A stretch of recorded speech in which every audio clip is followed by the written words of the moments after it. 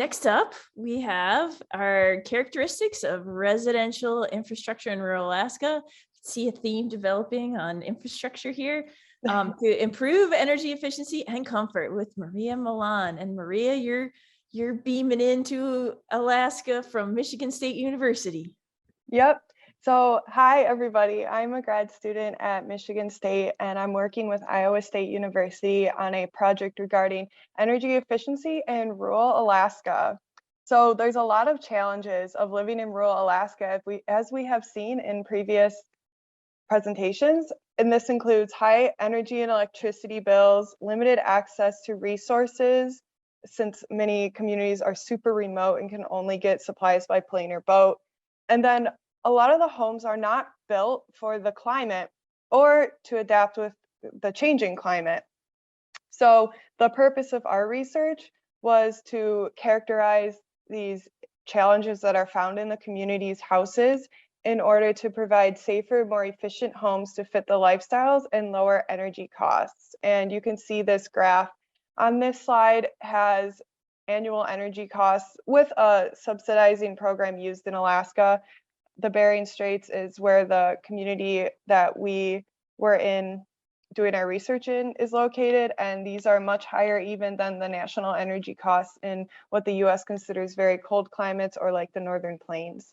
And then the picture on the bottom is a home designed by the Cold Climate Housing Research Center in Fairbanks that is culturally appropriate, working with a community to make the housing more efficient.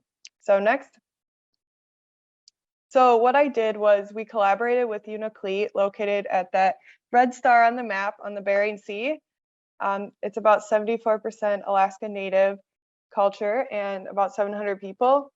And I was able to go there in the summer to perform energy assessments to test for airflow and air leakage in the home, indoor air quality, physical damages, and I also did interviews with the homeowners, many of the homeowners, regarding their own housing energy concerns, design they would like to see in future housing, and then preferred methods of community home building. So like, would they like to see like a design process that's with the whole community, or would they like to sit down with an architect or something like that?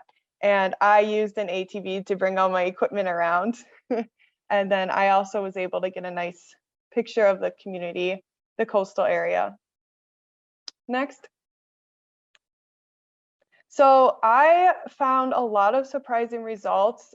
Physically, many of the homes that I went to, 27 in total, and then 22 interviews. A lot of the homes were very small. They contained a larger than average amount of people, and they were built very similarly to each other. I have in the upper left corner at one of the homes, the smallest was 320 square feet, which was really small, especially when you have more than one person living there, sometimes more than 3 or 4. So the interior of homes, there was boilers and central furnaces mainly heated the homes. Wood stoves were supplementary, and many people who had wood stoves said they used them a lot. Lack of space was very common. A lot of people would like more space, especially in their kitchen. And for indoor air quality, continually there was a high presence of CO2, which is indicative of possible health problems that could be caused by CO2, such as upper respiratory and asthma. And I had a data logger here in the bottom right. This is actually a very high reading I found in a smaller home. And it also coincided with the amount of mold that I saw. Over half of the homes had mold present, and most of the time it was around windows, but one house here had black mold growing up the walls, and they did try to clean it, but it kept growing back, so that indicates that there's some interior problems here with indoor air quality. And also with airflow, which means a lot of the homes were so small and had a higher occupancy than what would be safe for the size of the house. So they weren't getting enough airflow from the outside, especially in the winter. And even though this data collection took place in the summer, it was very rainy. So a lot of participants had their windows closed, and I was able to get accurate measurements like that.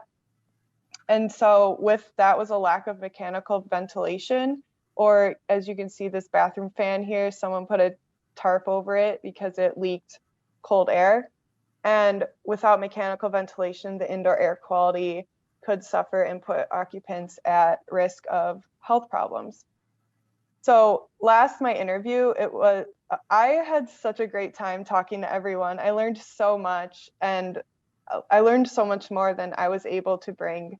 And so high energy costs, a lot of people just really high, lots of oil burning in the winter in their boilers. And if they use the wood stove, that helped, but it was still a lot of high energy costs. Many people would like to see solar panels on their roofs, and community design processes where the community is more involved in the design of their houses. So I am very excited to use this data in my thesis, but mostly to try to continue my research in my career. So I'm currently looking for jobs that research similar to this, where I could just help these communities because I was very impacted. I'm not sure about time, but I do have a picture here of a house that has shifted foundation on the right middle, and then there was other damage and stuff, as you can see. So yeah, thank you.